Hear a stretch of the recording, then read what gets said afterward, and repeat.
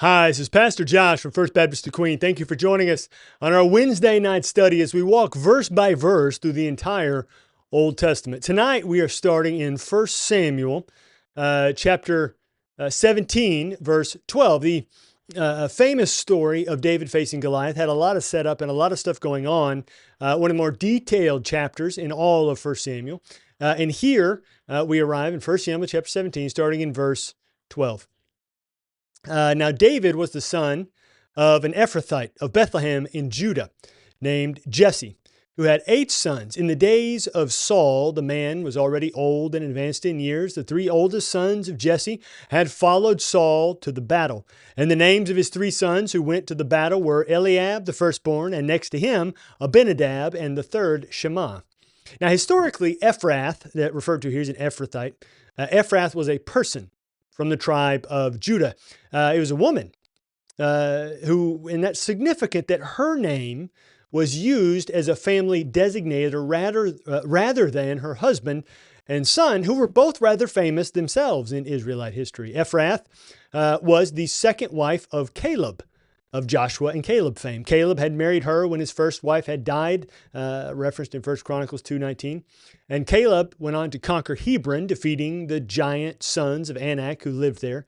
And one of Caleb and Ephrath's sons was a man named Hur, who founded the city of Bethlehem. Now, it's no insignificant matter for the people to adopt the name of Ephrath to indicate their ancestral line rather than Caleb or even Hur.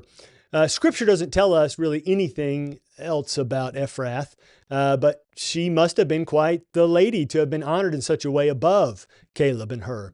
Ephrath became so widely used that the nation, her name became so widely used that the nation at large used her name to refer to the region of the country where her descendants ended up settling. So the region of Ephrathah was Bethlehem and the immediate area around it. The name was used in a similar fashion to someone from a Dallas suburb saying that they are from Dallas. They are from the Dallas area. The Ephrathites were from the Bethlehem area. So typically an Ephrathite was someone descended from Ephrath who was also from the Bethlehem area. Now, these verses and a few of the verses to follow serve as reminders of some of the relevant details setting the stage for the rest of the chapter. You see, Bethlehem was also about 15 or so miles from the battlefield in the valley of Elah. Either David's 3 oldest brothers were old enough, 20 years old and older, as Numbers chapter 1, verse 3 says, to be enlisted in the Israelite army, or at this time, possibly families were only required to provide 3 sons for the army. Actually, when Saul is killed in battle in 1 Samuel chapter 31, verse 2, only 3 of his sons are killed with him. And we know that at least one of his sons was not killed in that battle. 2 Samuel 2, verse 8 tells us that. But either possibility could be true for David and his brothers. So those 3 sons of Jesse were out at the Israelite camp near the battle lines, awaiting whatever might come. And David and his other 4 brothers, it would seem, were not yet old enough to go out to war. Or, as we've already seen, it could just be the 3 oldest who went to war. However, David, being the youngest and furthest age-wise from military service, he was already in Saul's service as a musician and armor bearer. Look here in verse 14. David was the youngest. The 3 eldest followed Saul, but David went back and forth from Saul to feed his sheep, his father's sheep at Bethlehem. For 40 days, the Philistine came forward and took his stand morning and evening. So being the youngest, David was not expected to serve in the army, but his 3 oldest brothers did serve. Then verse 15 gives us some interesting information. David, Saul's musician and armor bearer, was allowed to travel between Saul and Bethlehem. So in spite of Saul's incessant torment by the afflicting spirit, Saul allowed David to travel home to tend to his father's sheep. This may have been necessary as his father was of considerable age and might not have been able to care for the sheep. Also, if in fact only 3 sons were required per family for military service, then David's other brothers may have been older and may not have lived near enough to their father to help care for the sheep. Another possibility is that while out on a military campaign, Saul would not have had opportunity to utilize his musician. And though he might need an armor bearer to help him suit up in his armor were the need to arise, it is quite probable that Saul had more than one armor bearer and they each served on a rotation. Maybe there was even another reason that we have not thought of, such as a sudden health need or family emergency, or maybe one of the brothers now in the army had been caring for the sheep in David's absence. But since the brothers were now needed in the army, David was needed at home, and they simply swapped locations. For whatever reason, David had traveled home to care for the sheep because his father was seemingly unable to do it anymore. And during all this time, Goliath was to come out to challenge, or has come out to challenge and taunt the Israelites twice a day, morning and evening, for 40 days. So even if we did not know the rest of the story, we can easily surmise that none of the soldiers from the great Israelite army of the Lord had the courage to take on Goliath. But that is also because God had another plan about who he intended to take down Goliath. Look at verse 17. And Jesse said to David his son, "Take for your brothers an ephah of this parched grain and these 10 loaves, and carry them quickly to the camp to your brothers. Also take these 10 cheeses to the commander of their 1,000. See if your brothers are well, and bring some token from them." So Jesse gives David the responsibility of taking food supplies to his brothers and to their commander. There are a couple of possibilities suggested among the commenters about this. Local citizens within a certain radius of the encamped army could have been expected to provide supplies for the army, or a potentially more likely scenario was that the families of the soldiers were required to supply the necessities for the member of their families who were serving in the army. There may not have been a sufficient enough tax system in place yet to offer all of the supplies that a national army would require. So the supplies had to come from somewhere, and the families of the soldiers were needed to help out. And any family not able to supply their relatives may have been dependent upon other families bringing extra food. David's going to be entrusted to bring the supplies, but also to do a well check on the brothers. Jesse wants to know that his brothers are making it okay at the battlefront. He probably also wants news of the battle itself. From what we learn later about David's surprise at Goliath's words, they had not yet heard of the Philistine challenge of single combat. So for all that they knew, a fierce battle could have been raging for weeks, and David's brothers could have already died. The fact that they had not yet been overrun by the Philistines, considering that Bethlehem was only 15 miles away, was a good sign, but they did not know any of the details about the severity of the battle itself. So Jesse sent David to find out some information about how the others were doing and to bring back some sort of token or proof that the brothers were alive and well. Look at verse 19. Now Saul and they and all the men of Israel were in the valley of Elah, fighting with the Philistines. And David rose early in the morning and left the sheep with the keeper and took the provisions and went as Jesse had commanded him. And he came to the encampment as the host was going out to the battle line, shouting the war cry. Though the armies are described as fighting here, this does not mean that they had yet engaged in sword-to-sword battle. This simply means that they had drawn up lines in preparation for all-out war, even if it had not technically broken out yet. They had declared war on each other and were just waiting, we're just wanting the other one to flinch first. Now, remember, the Valley of Elah was a large valley corridor, essentially running from Bethlehem all the way out to the Philistine country. It was an instrumental pathway for the Philistines to take if they wanted to strike right at the heart of the Israelite territory. So the very next day of having been told by his father to take these supplies, David wakes up early and sets out with his load of supplies to take for his brothers and their commander. It may have taken him up to 5 hours to walk the 15 miles, unless he were possibly riding an animal or bringing the supplies on a cart or also, loaded the supplies on animals themselves. Since David arrives at the camp as the army's headed out to the battle lines before Goliath comes out for the morning challenge, David rose quite early to make it to the camp in time for all of that. And so it would seem that every morning the armies line up in preparation for battle, even though they do not step a foot on the battlefield. They apparently line up and shout a great war cry at the enemy and await Goliath's twice daily speech.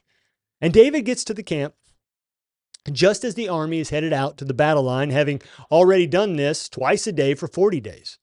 There may have been some monotony with this tiresome routine, but there was also probably some fear because of Goliath's imposing presence. They may have been also thinking that the day may come that the Philistines grow tired of simply issuing challenges day after day. And so the Philistines may finally realize that they have far superior numbers and far superior weapons technology than do the Israelites. And all this may have been in the minds of the soldiers as they go out to stare across at the fearsome enemy. And then this little 15 or so year old David walks up in anticipation, expectation, and possible excitement to see the army walking to battle. There's also one unique detail of contrast that's included that I want to emphasize here. Notice that David left his father's sheep with a keeper. He did not simply leave them to their own devices or leave them pinned up. He left them under the care of someone trusted, someone responsible, someone capable. And do you remember the circumstances around which Saul was introduced earlier in 1 Samuel? When we first meet Saul, he is searching for some of his father's animals that had been lost. Saul lost some of his father's animals and was unable to find them. David watched carefully over his father's sheep and made absolutely sure that they were cared for while he was away. So it's a stark contrast in leadership, in character, in reliability. And that naturally leads right into the battlefield. Verse 21. And Israel and the Philistines drew up for battle, army against army, and David left the things in charge of the keeper of the baggage and ran to the ranks and went and greeted the brothers. As he talked with them, behold, the champion, the Philistine of Gath, Goliath by name, came up out of the ranks of the Philistines and spoke the same words as before, and David heard him. This was the apparent procedure every day during the standoff between the two warring nations. Each morning before Goliath's appearance, taunting and challenge, both armies would line up, each on their respective sides of the valley. Then, as verse 20 says, there would be a great war cry coming from the Israelites. It's probably safe to assume that the Philistines were also shouting their war cries in response. But it's also possible that the Philistines remained quiet and allowed Goliath to do their shouting for them. Maybe they would have thought that his taunts and his challenge for single combat were enough of a sound to come from their side. Israel's war cry would have been shouted before the traditional warfare of which they had always participated, of full army fighting against another full army. The battle here, this battle was a completely different concept for them.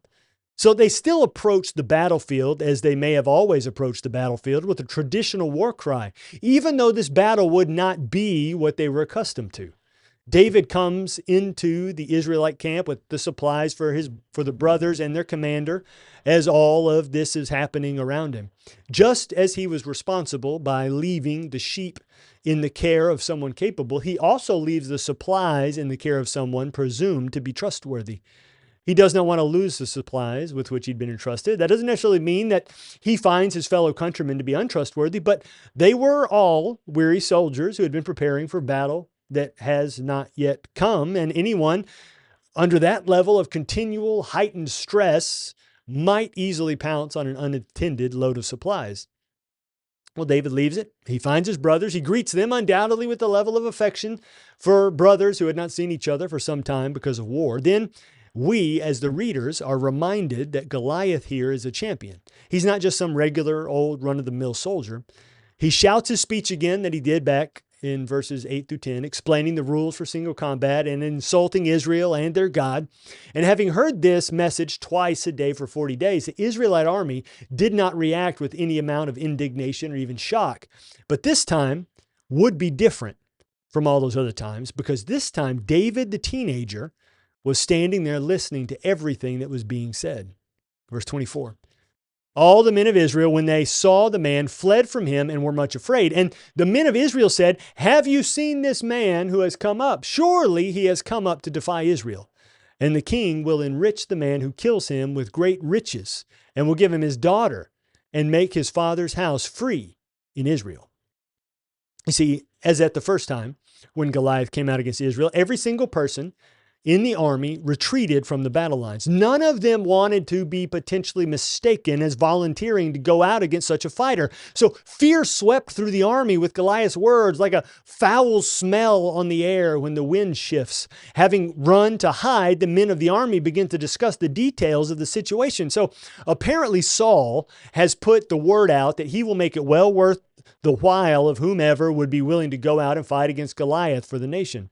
Notice there's no indication here whatsoever that Saul even considered going out to fight himself, even though he was closer to Goliath's height than anyone else in the country. So Saul gave 3 incentives to try to entice one of the soldiers to go and fight.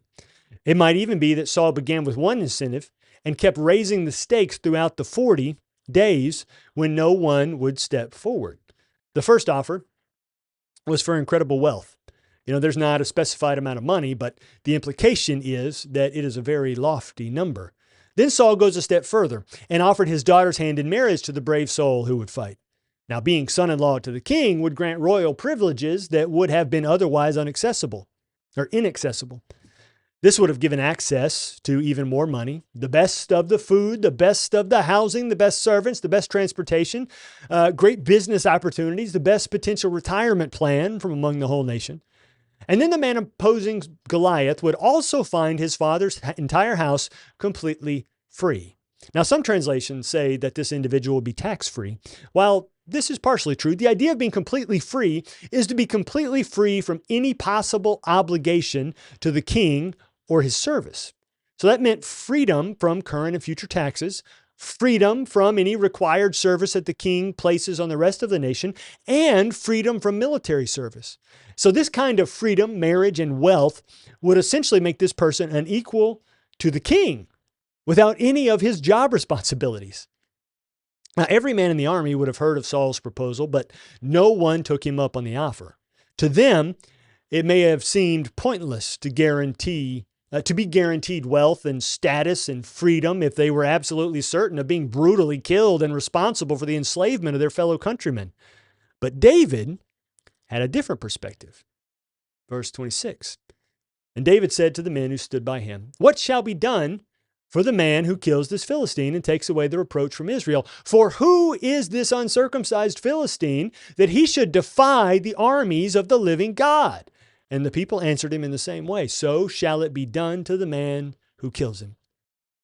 So these words from Goliath may very well have been the first time in his life that David hears anyone speak of the Lord in such a dishonorable way. Notice that David's question here is centered around the insults to the Lord and the people of the Lord. David's words have no fear in them whatsoever. He almost appears to be speaking with disgust and disdain for such a dishonorable person. The Philistine was insulting and hurling shame on the people of the one true God. So David's emphasis on Goliath's uncircumcision is not about the physical. David is talking about Goliath's unbelief, which left him outside of the covenant relationship with the Lord. And so here is this giant of a man who knows nothing about the one true God speaking great slander against him. And the covenant army of the Lord runs for cover, elevating the fear of this pagan over any amount of potential faith they might have in the Lord. So maybe David had heard something of the men talking nearby about the reward to be given to the person who steps out to Goliath, but he asks the men standing nearby what exactly the king is offering to stop the giant from insulting God. So the men relay to David everything that the king intends to give to the bravest among them who would attempt to kill Goliath. But again, they would all have thought such an attempt to be pointless and foolhardy. Maybe they could keep coming out to the battle lines day after day, and eventually the Philistines would grow tired of these challenges from Goliath, and then they could all fight like the Israelites were used to, full army against full army. But the battle that they might be envisioning was not to happen in the traditional way. So thank you for joining us as we look verse by verse through the Old Testament here at 1 Samuel 17. We're going to continue examining 1 Samuel 17 next week. So I hope you'll join us again as we see all that God is doing here in setting up his nation to be led by David.